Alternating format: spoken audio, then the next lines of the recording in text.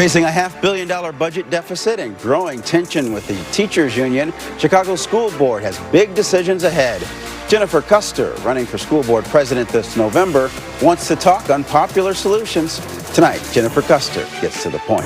From Chicago's very own, with WGN political editor Taman Bradley, this is The Point. Good evening.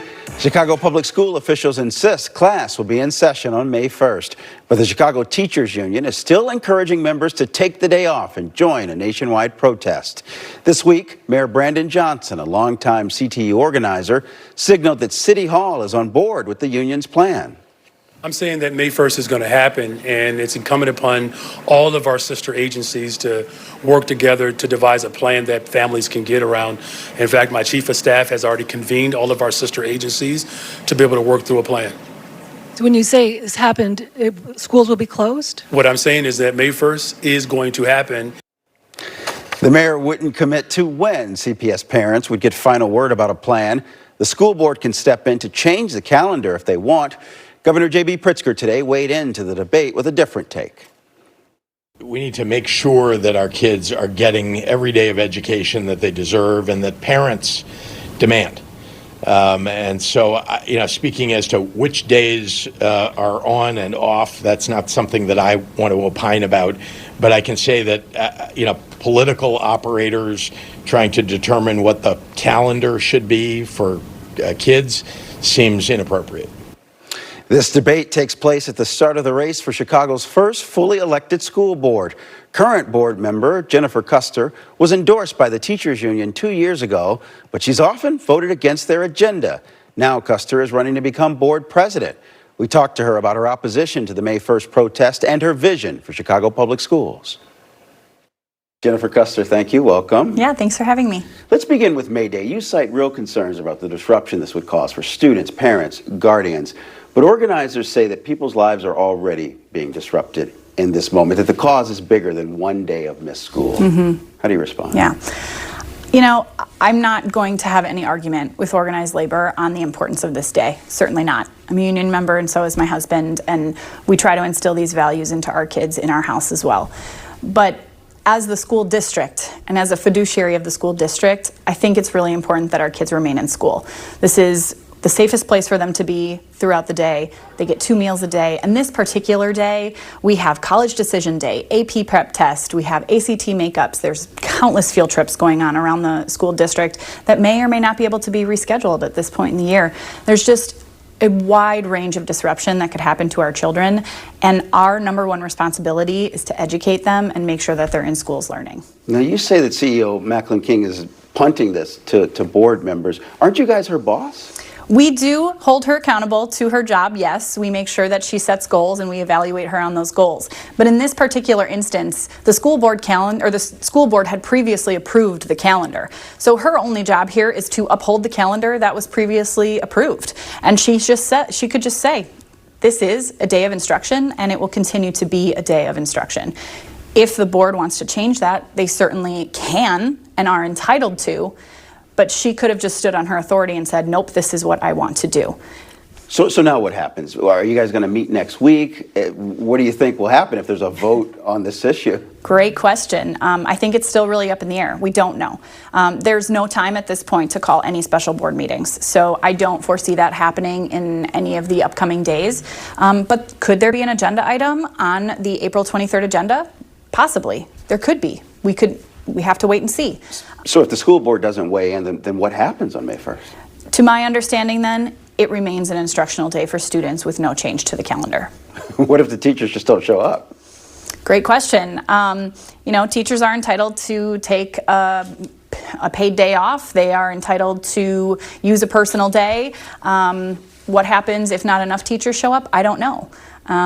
But it's their contractual obligation to be at school if they're supposed to be at school. So I guess we'll kind of have to wait and see what unfolds. 18 ayes, 1 nay. This matter is adopted by the board. Macklin King, you voted against making her the permanent CEO. You're the only vote against her. Why? So I spent a lot of time visiting schools in my community, talking to educators in my community, talking to principals and other stakeholders as I would go into school visits and just through my constituent services. And the feedback was that they needed a little bit more, that she just hadn't shown up in our communities and wasn't really there, both maybe in meetings and just visiting and being in our schools and seeing our students, up here on the northwest side. And I did talk to Dr. King about this. I called her before the board meeting and I had a conversation with her. I think our conversation went really great. I never meant for it to be a criticism, but we talked about how do we bridge this gap now and what's the opportunity for growth as she embarks on the actual sitting position as the superintendent, and how do we get her up, to visit our schools on the north side too. What's your take on that search process? There were names that were leaked. The search firm stopped its work. Were you satisfied with how that played out? Not really. I think that we started out with a really quality process, and after the unfortunate incident in November, it really devolved. Our processes kind of changed. We had to do things very differently because we had to figure out how to keep people's anonymity as much as possible, right? People who are applying for these jobs likely have jobs in other districts. The NDA was there to protect the people that are applying, from conflict with their own boards, right? Why are you looking for another job, kind of thing. So we had to really change our processes in order to keep this anonymity and to keep information as tight as possible within our group because it had already escaped. So it wasn't the best run process. And I think that there's a lot of learning and a lot of growing that the board has to do and has done since we have completed that.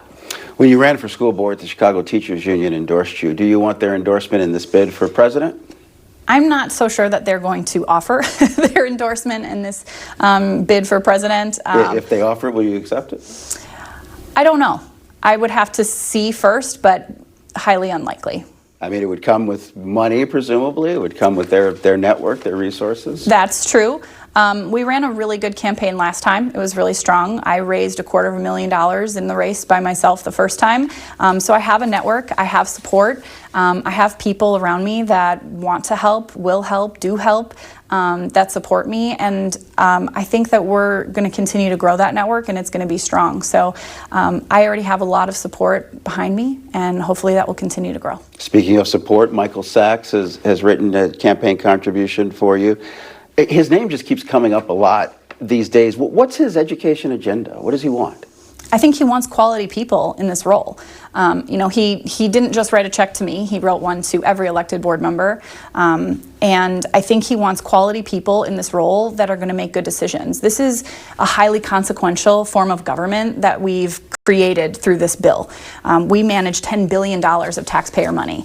And I think there are people, it doesn't matter how much they make, I think there are people everywhere in the city that want to be sure that this is something that works for the people and works for the children. That's what they deserve, and so I think that's his agenda. Let's talk about the classroom. How do you improve the reading and math scores?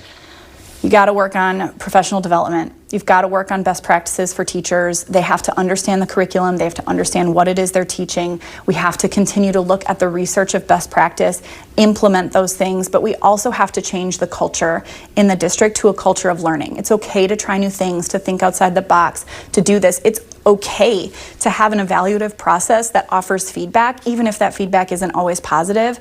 And that's a big culture shift too.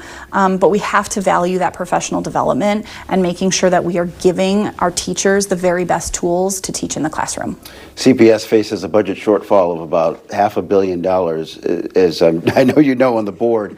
How do you fix that, and should consolidation or school closure be part of the conversation?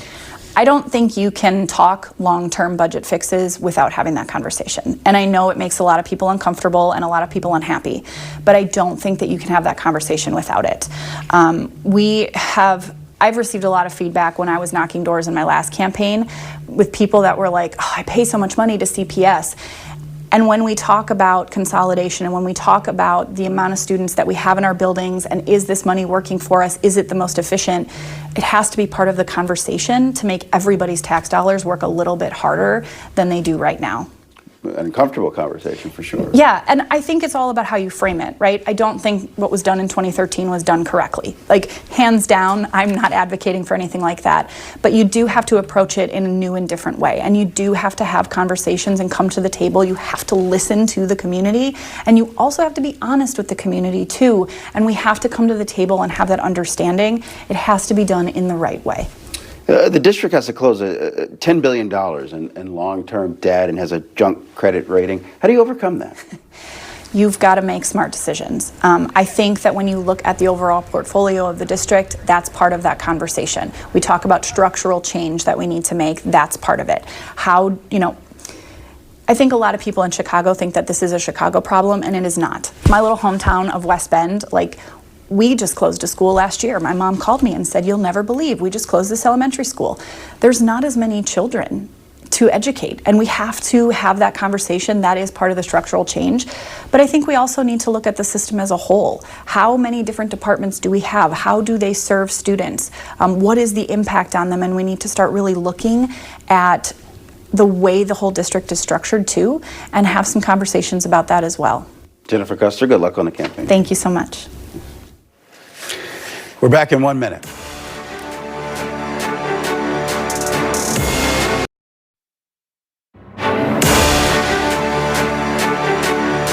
Can you tell me, does anyone have a beef with your bill? Tonight, a tip of the hat to major compromise in Springfield. Yesterday, members of the House approved a bill to make Italian beef the official state sandwich of Illinois. The horseshoe, a Springfield staple, will be recognized as the state's official open-faced sandwich. State Representative Rick Ryan says staffers came up with the plan after a late-night Christmas party. The final vote was 106 to 0. And that is the point. I'm Tamon Bradley. Micah is back with more news tonight at 9. The Forecasters is next on WGN+. Good night.